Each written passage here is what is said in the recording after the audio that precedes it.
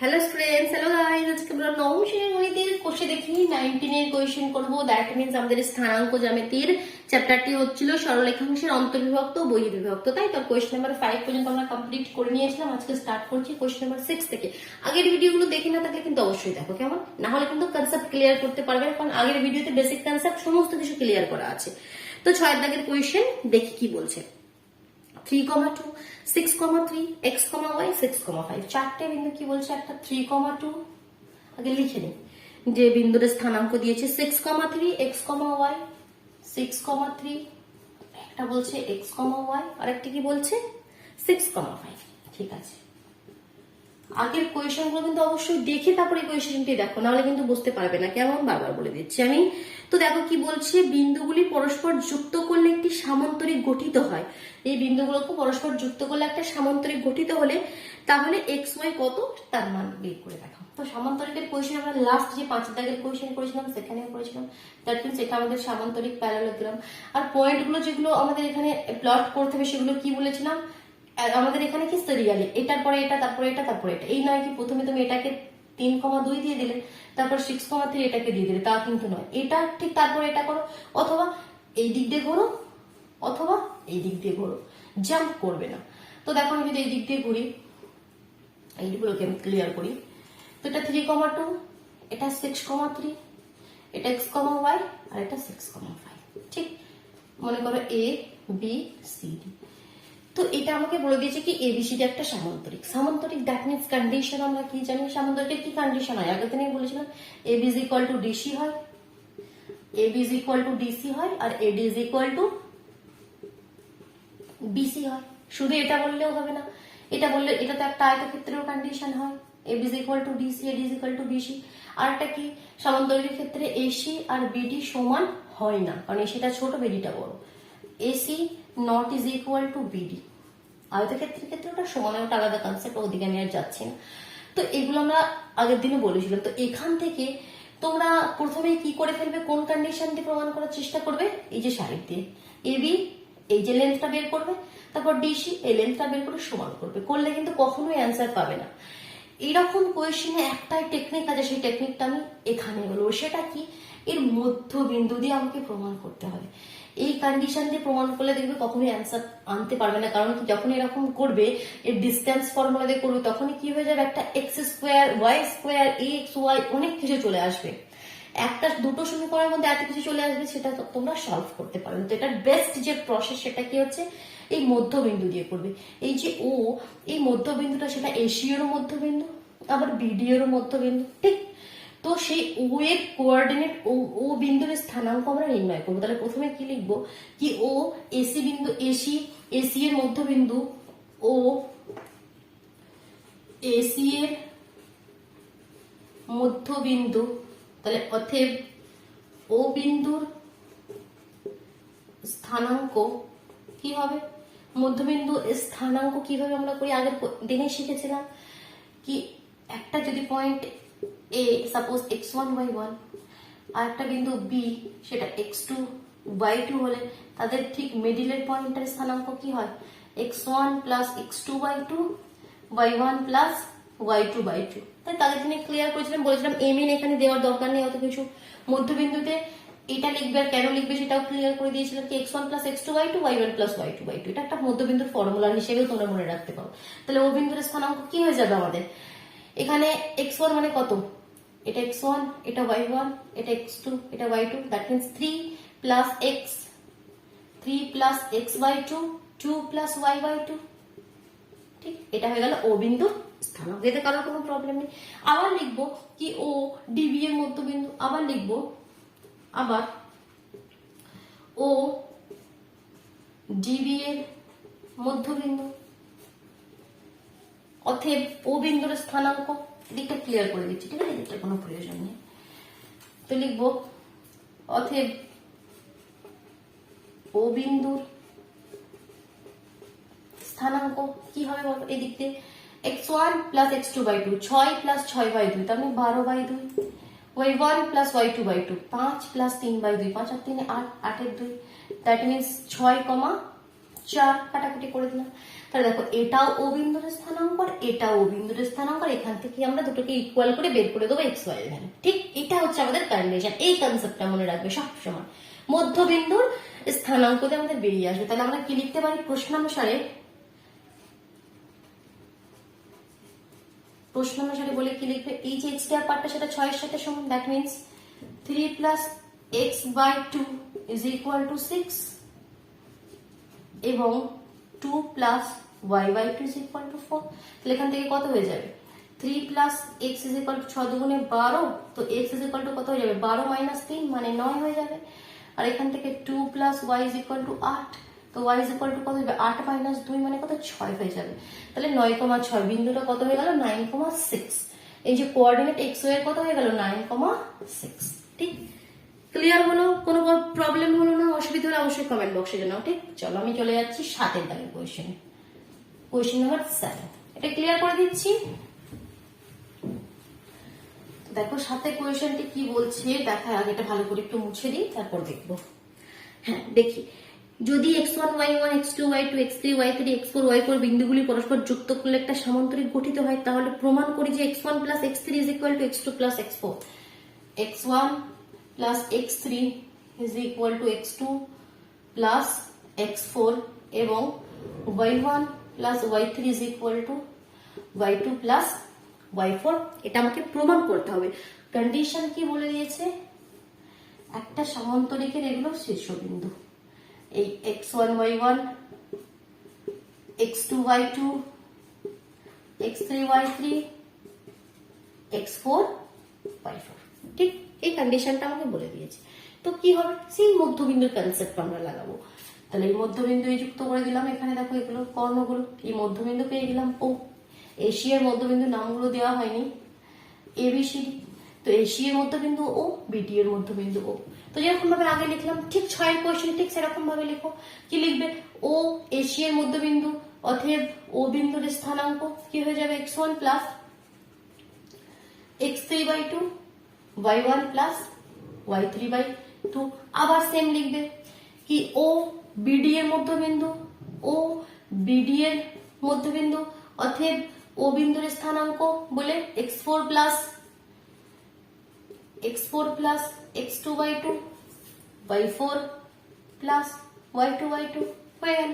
এবার আমরা কি লিখতে পারি, এই দুটোই ও বিন্দুর স্থানাঙ্ক, ও বিন্দুর কোঅর্ডিনেট, দ্যাট মিন্স আমরা লিখতে পারি অতএব এটাকে যদি 1 নম্বর দাও, এটাকে 2 নম্বর দিয়ে সমীকরণ 1 2 থেকে এরকম ভাবে লিখতে পারো কি, সমীকরণ তো এখানে নয়, এটা একটা বিন্দুর স্থানাঙ্ক বা কথন লিখতে পারে, একটা কথন কি, কথন 1 এবং 2 থেকে পাই কি পাবে, এই যে পার্টটা x1 প্লাস x3 বাই 2 এটা ইজ ইকুয়াল টু হবে এটার সঙ্গে x4 প্লাস x2 বাই 2 এবং এই যে y वाला পার্টটা y1 প্লাস y3 বাই 2 এটা ইকুয়াল হবে y4 প্লাস y2 বাই 2 এর সাথে। তো দেখো 2 2 কেটে যাবে, যেটা কন্ডিশন চাই সেটা বেরিয়ে এলো, x1 plus x3 is equal to x2 plus x4, আর y1 প্লাস এলো 2 2 কেটে যাবে, y1 plus y3 is equal to y2 plus y4। Clear হলো, বোঝা গেল? সেম কিন্তু আমাদের কনসেপ্ট লাগালাম। চলো 8 দাগের কোয়েশ্চেনে যাচ্ছি। এটা মুছে দিই, অসুবিধা নেই। অসুবিধা হলে কমেন্ট বক্সে অবশ্যই জানান, ঠিক আছে? যে কোনো জায়গায় যে কোনো কন্ডিশন, কোনো কনসেপ্ট বুঝতে অসুবিধা হলে অবশ্যই জানাও। দেখো 8 কোয়েশ্চেনটি কি বলছে পড়ে নি। এবিসি ত্রিভুজের এবিসি শীর্ষবিন্দু তিনটির স্থানাঙ্ক আমাকে দিয়ে দিয়েছে, ঠিক আছে। একটা এবিসি আমার এখানে ত্রিভুজ, সামান্তরিকটা ছেড়ে এবার ত্রিভুজে এসেছে, ঠিক আছে। চলো আমরাও যাই। তো পয়েন্টগুলো কি বলছে, -1,3 -1,3, তারপরটা কত 1, -1 আর 5,1, 1, -1 আর 5,1। ঠিক এই তিনটে বিন্দু দিয়ে দিয়েছে, তো নাম দিয়ে দাও, একটা এ, একটা বি আর একটা সি। এবার বলছি কি, এডি মধ্যমার দৈর্ঘ্য হিসাব করো। এই যে এডি থেকে একটা মধ্যমা মানে কি মধ্যবিন্দুতে আসবে, তো এই এডি মধ্যমার দৈর্ঘ্য নির্ণয় করো। এডি মধ্যমা দৈর্ঘ্য নির্ণয় করো, দ্যাট মিনস আমাদের ডিস্টেন্স ফর্মুলা লাগাতে হয়। কোন জিনিসের দৈর্ঘ্য, কোন সরলরেখার দৈর্ঘ্য, দ্যাট মিনস এটার কোঅর্ডিনেট যদি আমরা জানি x1 y1, যেটা আমরা শিখেছিলাম একদম চ্যাপ্টার 4 স্থানাঙ্ক জানতে, যে প্রথম চ্যাপ্টারটি ছিল সেখানে আমরা শিখেছিলাম ডিস্টেন্স ফর্মুলা। এটা যদি x2 y2 হয় তাহলে এডি এর দৈর্ঘ্য কি হয়ে যাবে, রুট ওভার যে ফর্মুলাটা x2 মাইনাস x1 তার whole square plus y2 minus y1 তার হোল স্কয়ার। লেকিন ডিস্টেন্স বের করার জন্য, দূরত্ব নির্ণয়ের জন্য আমাদের এ আর এই ডি বিন্দুর কোঅর্ডিনেট জানা কিন্তু খুব দরকার। এর স্থানাঙ্ক না জানলে আমরা কি এখানে লিখবো? তো দ্যাট মিনস এ বিন্দুর তো স্থানাঙ্ক আমরা জানি, তো ডি বিন্দুর স্থানাঙ্কটা কোনো না কোনো ভাবে আমাকে বের করতে হবে। আর বের করাটা খুবই সহজ, কেন বলতো? মধ্যমা বলে দিয়েছে তো, ডি মধ্যমা, এডি মধ্যমা, that means D B C এর মধ্যবিন্দু। সি এর কোঅর্ডিনেট জানি, বি এর কোঅর্ডিনেট জানি, ডি বিন্দুর কোঅর্ডিনেট বের করতে পারবো না। ডি কি হবে, x1 plus x2 y2, y1 plus y2 y2। তাহলে সবার প্রথমে ডি বিন্দুর স্থানাঙ্ক বের করে নাও। ডি বিন্দুর স্থানাঙ্ক কি হয়ে যাবে, 5 প্লাস 1/2, 1 মাইনাস 1/2, কারণ এখানে মাইনাস রয়েছে। তো দ্যাট মিনস 6/2 3, আর তো 0 হয়ে গেল, 3,0। ডি বিন্দুর স্থানাঙ্ক হয়ে গেল 3,0। তো যে ডি বিন্দুর স্থানাঙ্ক পেয়ে গেলে 3,0, আর কোনো চাপ নেই। এবার এডি বাহুর, অতএব এডি মধ্যমার দূরত্ব, তাই তো? আমাদের লাইনটা কিভাবে বলেছিল, এডি মধ্যমার দৈর্ঘ্য, দূরত্ব কেন হবে, এডি মধ্যমার দৈর্ঘ্য ইজ ইকুয়াল টু ফর্মুলা। কি ফর্মুলা? x2 ফর্মুলা লেখার দরকার নেই, যদি প্রবলেম হয় লিখবে x2 minus x1 whole square plus y2 minus y1 whole square. তো এটাকে x1 y1 ধরে নাও, এটাকে x2 y2 ধরে নাও। x2 minus x1 that means 3 minus 1, 3 minus of minus 1 that means 3 plus হয়ে যাবে, কারণ x2 এটা একটা ফর্মুলার মাইনাস, আবার x1 এর ভ্যালু -1, তো দুটো মাইনাস হলে প্লাস হয়ে যাবে, দ্যাট মিনস 3 আর 1 4 হয়ে যাবে, 4 এর স্কয়ার হয়ে যাবে, প্লাস 0 মাইনাস 3 এর হোল স্কয়ার, দ্যাট মিনস 3 এর হোল স্কয়ার, কারণ মাইনাস তো সেই হোল স্কয়ার করলে আমাদের চলেই যাবে। 4 4 16, আর 3 3 9, দ্যাট মিনস 25, দ্যাট মিনস রুটের বাইরে 5, 5 একক। কত একক? 5 একক, 5 একক। ঠিক, কনফিউশন কোনো নেই। যেতে পারি আমরা কোয়েশ্চেন নাম্বার 8 করতে পারি, তাই তো? 8 হয়ে গেল, আমরা কোয়েশ্চেন নাম্বার 9 মুভ করি আমরা। চলো কোয়েশ্চেন নাম্বার 9, কনসেপ্টটা কিভাবে নিয়ে এলাম দেখতে পাচ্ছ তো? এরকম একটু ভাবতে হবে মাথার মধ্যে, ঠিক আছে? একটু ভাবতে হবে, ঠিক কন্ডিশন বেরিয়ে আসবে। 9 কোয়েশ্চেনটা আবার ত্রিভুজের উপরেই দিয়েছে। একটি ত্রিভুজের 3টে শীর্ষবিন্দু দিয়ে দিয়েছে, তাহলে ত্রিভুজ 3টির মধ্যমার দৈর্ঘ্য নির্ণয় করো। এই কোয়েশ্চেনটা আমি তোমাদের জন্য দেবো, তোমরা দাঁড়াও আমি এই কোয়েশ্চেনটা লিখি। একটা ত্রিভুজ, এই আমাদের ত্রিভুজ এ বি সি, পয়েন্ট কি কি কোঅর্ডিনেট দিয়ে দিয়েছে দেখো, 2, -4, 6, -2, 2, -4, 6, -2। এই যখন কোঅর্ডিনেট গুলো লিখবেন একটু দেখে, ভুল হয়ে গেলে পুরো কোশ্চেনটাই কিন্তু ভুল হয়ে যাবে। -4, 2, -4, 2, ঠিক এটাই দিয়েছে। হ্যাঁ, তো বলছে 3টি মধ্যমার দৈর্ঘ্য নির্ণয় করো। একটি মধ্যমা, যেটা আমরা আগে জাস্ট আগের কোশ্চেনে করলাম, এডি, এখানে একটা মধ্যমা হবে মনে করো সিই, সিমিলারলি এখানে একটা মধ্যমা হবে বিএফ। তো এডি এর দৈর্ঘ্য নির্ণয় করা আমরা শিখেছি, তো সেম বাকি সিই আর বিএফ এর তোমাদের বের করতে হবে। আর এটা করবে তোমরা নিজে, আমি একটা করে দেখাচ্ছি যেমন আগেরটাই করলাম। তাহলে তার জন্য সবার প্রথমে ডি বিন্দুর, ই বিন্দুর আর এফ বিন্দুর স্থানাঙ্ক গুলো বের করলাম। ডি বিন্দুর কোঅর্ডিনেট, এটা ডি বিন্দুটা সাফ করার দরকার নেই।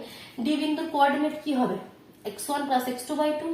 তো এখানে আমি যদি লিখি কি হবে, x1 প্লাস x2 মানে -4 প্লাস 6, তো কত হবে আমাদের 2, 2/2, y1 প্লাস y2/2, 2 - 2 0 মানে 0/2, দ্যাট মিনস অ্যাকচুয়ালি হয়ে গেল এটা কেটে 1 আর এটা 0, তো 1, 0। ডি বিন্দুর স্থানাঙ্ক কি হয়ে গেল, 1, 0।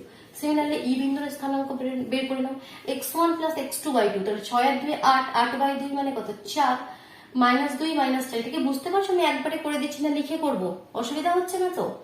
আচ্ছা লিখে করি, আমার মনে হচ্ছে কি তোমরা হয়তো কনফিউজড হচ্ছ। ই বিন্দুর স্থানাঙ্ক মানে কি, x1 প্লাস x2/2 মানে কি 6 প্লাস 2/2, y1 প্লাস y2/2 মানে -2 -4/2।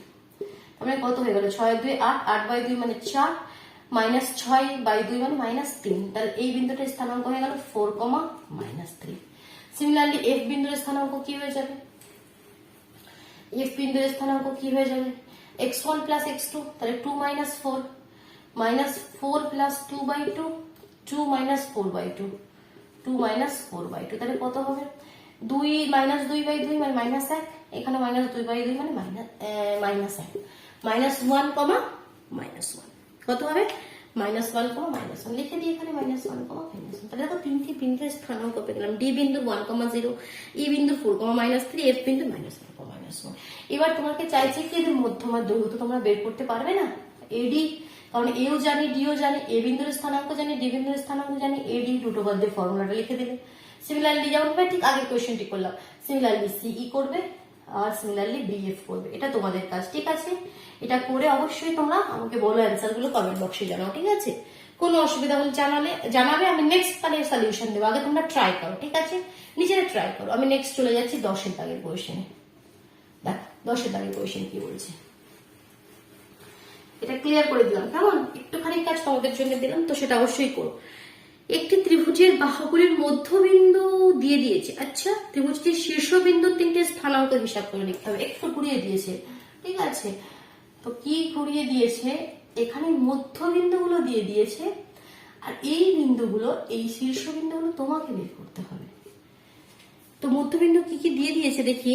মধ্যবিন্দু যদি নামও দিই আমরা DEF, তো তাদের স্থানাঙ্ক কি বলছে দেখি। একটা বলছে 4,3, মনে করো এটাই আমাদের 4,3, আর একটা কি -2,7, -2,7, আর 0,11, 0,11। তো এবার কিভাবে করবো? এটা একটু হয়তো তোমরা কনফিউজ হতে পারো, এটা আমি করে দিচ্ছি পুরো কোশ্চেনটি। তবে প্রথমে ধরে নিলাম কি, এ বিন্দুর স্থানাঙ্ক x1, y1, বি বিন্দুর স্থানাঙ্ক x2, y2, আর সি বিন্দুর স্থানাঙ্ক x3, y3। কারোর কোনো প্রবলেম নেই, আমি ধরতেই পারি, ঠিক? এবার তাহলে এখান থেকে আমরা কি লিখতে পারি? ডি বিন্দুর স্থানাঙ্ক আমরা লিখতে পারি। ডি বিন্দুর স্থানাঙ্ক কি হয়? x3, মানে এখানে যেটা আছে x1 + x2/2, এখানে x3 আছে, তাহলে x3 + x2/2।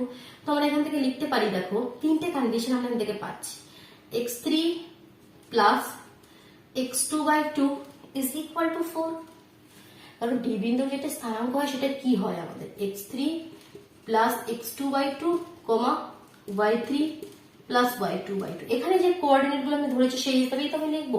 এটাই তো হয় ডি বিন্দুর স্থানাঙ্ক, x1 + x2/2, y1 + y2/2। ঠিক আছে? x3 + x2/2, y3 + y2/2। আর এটা = 4 আর এটা = 3 দিয়ে দিচ্ছি, তাহলে এটা = 4 লিখতে পারি। তো এখান থেকে দেখো আমি কন্ডিশন পেয়ে যাবো। আর এখান থেকে আবার লিখতে পারি কি, y3 + y2/2 = 3। ঠিক? আচ্ছা, আমি এগুলো এক সাইড থেকে লিখতে শুরু করি, কারণ কি অনেকগুলো পাবো না, এখানে একটা থেকে দুটো পাবো, আবার দুটো 6টা মোট পাবো, 6টা ইকুয়েশন পাবো। তো আমি উপর থেকে লিখতে শুরু করি। প্রথমে কি পেলাম? x3 + x2/2 = 4। তারপর পেলাম 1 নম্বর নাম দিলাম y3 + y2/2 = 3। এটা পেয়ে গেলাম। নেক্সট এখান থেকে কি পাবো? x1 + x2/2 = -2, আর y1 + y2/2 = 7। ঠিক? 4টে পেয়ে গেলাম। 5-এ এখানে পাবো, দেখো x1 + x3/2 = 0, আর 6-এ কি পাচ্ছি? x1 কেন y1 হবে, y1 + y3/2 = 11। 1 2 3 4 5 6, 6টা ইকুয়েশন পেয়েছি। আর এখানে আমাদের আননোন কটি রয়েছে? x1 y1, x2 y2, x3 y3। 6টি আননোন রয়েছে। তো 6টি ইকুয়েশন, 6টি আননোন আমরা বের করতে অবশ্যই পারবো।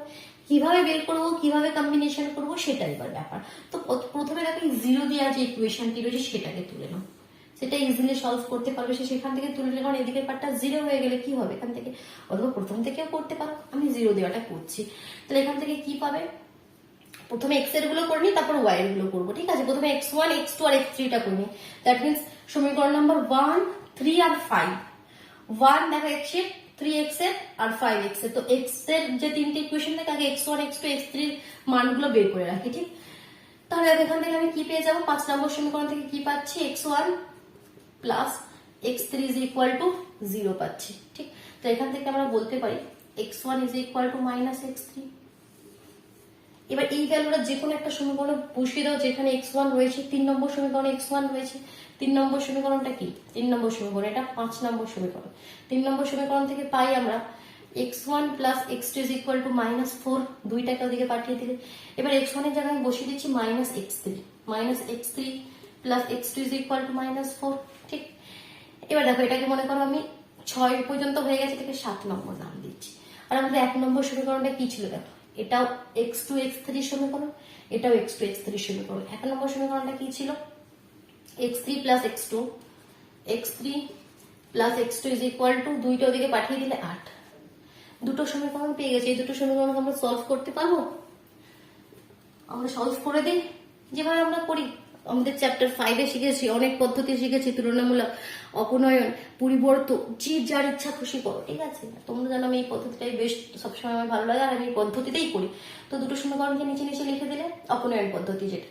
এবার কি করলে x3 কেটে গেল, তাহলে x2 আর x2 কি হয়ে গেল, 2x2 ইজ ইকুয়াল টু 4 হয়ে গেল। This implies x2 is equal two 2। তাহলে এখান থেকে একটা ভ্যালু আমি সাইডে লিখবো, x2 ইজ ইকুয়াল টু 2 পেলাম। x2 ইজ ইকুয়াল টু যে 2 পেয়ে যাবো, সেটা যে কোনো ইকুয়েশনে বসিয়ে দিলে এবার x1 এর ভ্যালু পেয়ে যাবো। তাহলে x1 কত হয়ে যাবে, যদি মনে করো এই সমীকরণেই বসিয়ে দিই, তাহলে x2 এর জায়গায় যদি 2 বসিয়ে দিই x1 পেয়ে যাবো x1। তাহলে x1 ইজ ইকুয়াল টু কত হয়ে যাবে, এদিকে -4 আছে আর এদিকে 2টা ওদিকে গেলে -2 হয়ে যাবে, তাহলে -6। x2 2 হয়ে গেল আর x1 -6 হয়ে গেল। আর আমরা জানি x1 is equal two -x3, তাহলে x3 কত হয়ে যাবে, মাইনাস অফ -6, তার মানে অনলি 6। তাহলে তিনটে ভ্যালু পেয়ে গেলাম, x1 x2 x3। x1 হচ্ছে -6, x2 হচ্ছে 2 আর x3 হচ্ছে +6। এই তিনটে এখন রেখে দিই। আগে y যে y এর y1 y2 y3 বের করে নিই, তারপর এদের স্থানাঙ্ক এরকম ভাবে লিখে দেবো। ঠিক, তাহলে x এর তিনটি ভ্যালু আমাদের এসে গেল। এবার দেখো আমি চলে যাচ্ছি y এর দিকে। তো তার জন্য আমাকে এইখানটা একটু ক্লিয়ার করে দিতে হবে, না হলে তো অসুবিধা হবে না। এই পোর্শনটা একটু ক্লিয়ার করে দিলাম। তো দেখো, তো সবার প্রথমে দেখো এই আমাদের এবার 2, 4 আর 6 এই তিনটে সমীকরণের কাজ। 2 থেকে আমরা কি পাবো, y3 plus y2 is equal to 6 পাবো। 4 থেকে আমরা কি পাবো, y1 plus y2 is equal two 7 দুগুণে 14 পাবো। ঠিক, আর 6 থেকে আমরা কি পাচ্ছি, y1 plus y3 is equal two 22 পাবো। এবার এটাকে আমি যদি লিখি y3 is equal to 6 minus y2, তো এই y3 যেখানে আছে সেখানে 6 মাইনাস y2 বসিয়ে দাও, মানে এই সমীকরণে। তো এই সমীকরণে আমরা কি করবো, এবার y1 প্লাস y3 জায়গায় বসিয়ে দেবো 6 minus y2 is equal two 22। তো এখান থেকে দেখো কি পেয়ে গেলাম, y1 minus y2 is equal two 22 minus 6 ওদিকে গেলে কত হয়ে যাবে, 22 থেকে 6 বাদ দিলে আমাদের 16 হয়ে যাবে। 7 8 19 20 21 22 16 হয়ে যাবে। তাহলে এখান থেকে পেয়ে গেলাম দেখো y1 মাইনাস y2 16, আর আমরা জানি y1 প্লাস y2 14। তাহলে এটাকে নিচে নিচে লিখো, y1 প্লাস y2 14 আর y1 মাইনাস y2 16। তাহলে এখান থেকে এটা কেটে গেল, 2y1 ইজ ইকুয়াল টু 16 আর 14 6 4 10 0 হাতে, that means 30। y1 is equal two 15, তাহলে y1 এর ভ্যালু পেয়ে গেলাম 15। y1 এর ভ্যালু যে 15 পেয়ে গেলাম, সেটা আমাদের অন্য সমীকরণে বসিয়ে দাও। অনেক সমীকরণ রয়েছে, যেমন y1 এখানেই বসিয়ে দিলে y2 পেয়ে যাবো। এখানে যদি আমরা 15 বসিয়ে দিই তাহলে y2 কত পাবো, আমাদের 15 মাইনাস 16 হয়ে যাবে।